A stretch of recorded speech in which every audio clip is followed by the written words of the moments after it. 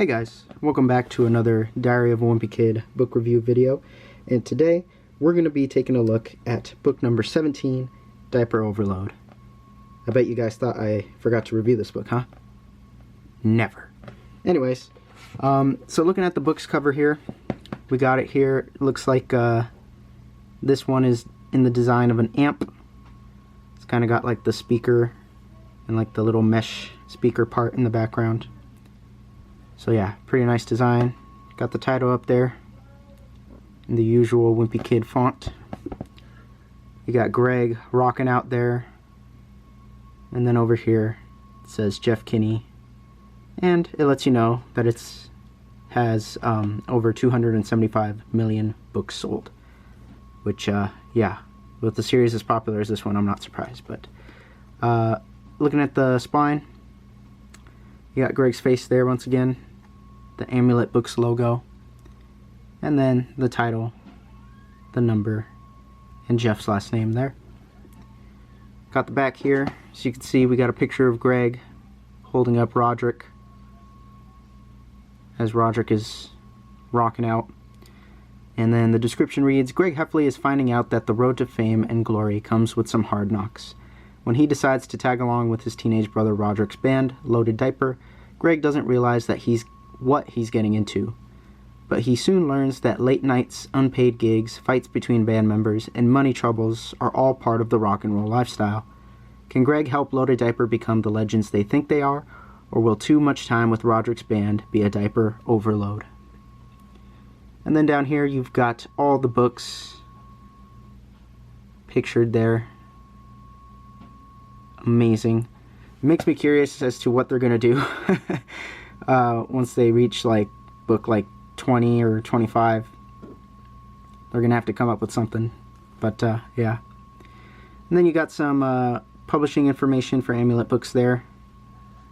Tells you about the Wimpy Kid website and to use the @WimpyKid.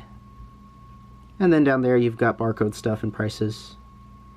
So it says in the US this is $14.99 and in Canada this is $17.99. I'm not sure how much this book goes for in stores. I got it cheaper off of Amazon. I'm not sure how much it runs on Amazon, but yeah, it's definitely not going to be like $14.99. But yeah, pretty nice cover, pretty cool overall. Inside you've got like a little red cover paper sort of thing going on here. You got a guitar pick with the Loaded Diaper initials there. And then you get into the first few pages, and you've got the usual layout. You get the title there. You got Greg. You got Bill. Some information there.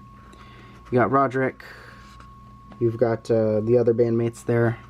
I think their names are, what was it?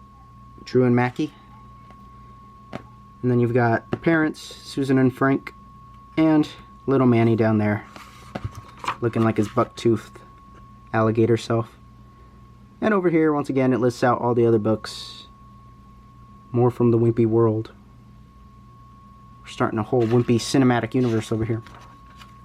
And then you get a bunch of boring stuff that they make authors put into books. And this book is dedicated to Scott. And then from there, you get right into the story. But we're going to go ahead and we're going to skip over to my favorite part, which is on page 99.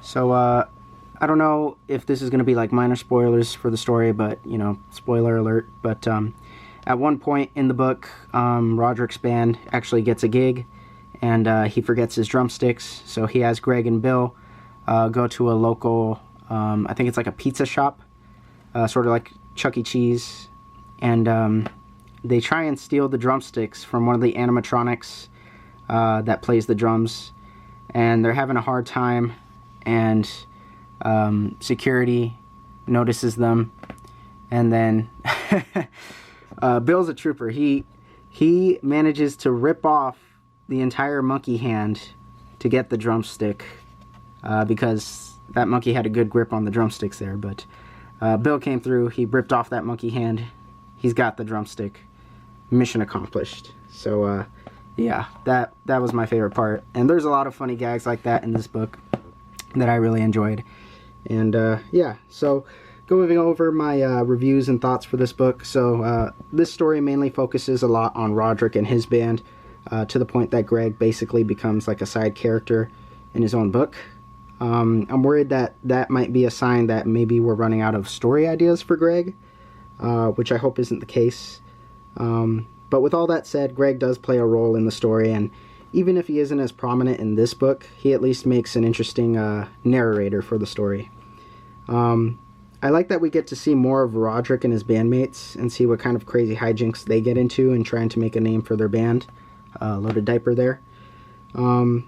Like the Awesome Friendly Kid books, this book pokes fun at things in the music industry, like Battle of the Bands, roadies, merchandising.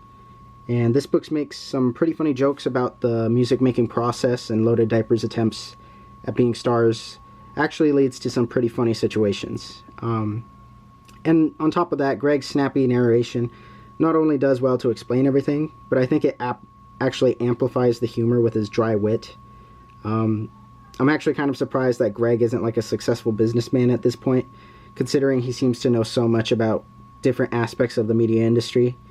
Who knows, he could start the multimedia conglomerate of Wimpy Kid, but whatever.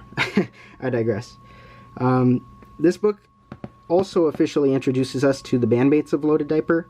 We've heard mention of Roderick's bandmates Drew, Mackie, and Bill before in past books, I think. So it's cool to actually see them get more development as characters and continue to broaden the Wimpy Kid universe, similar to some of the more recent books in the series that they've been doing.